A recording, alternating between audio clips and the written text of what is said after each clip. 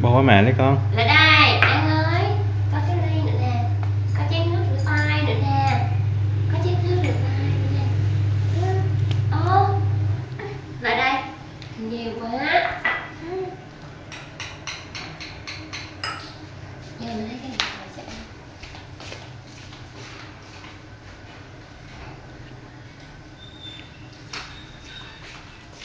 Ê, nè điện thoại của em nè. Điện thoại của em bây giờ nãy gọi thương mại đây nè. Bò chứ con lăn lộn vậy thì được gì đâu An.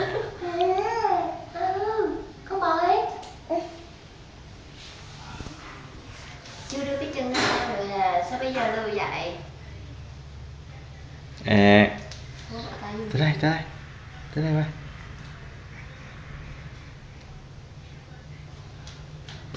Đạp chiếc giới nè. Ôi ơi. Coi chừng. Qua đây con. Rồi.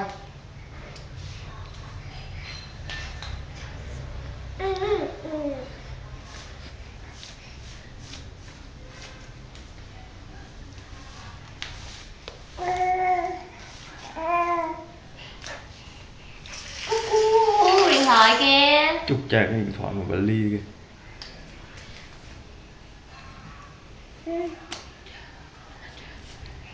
Đi ở đây rồi. Điện thoại chưa?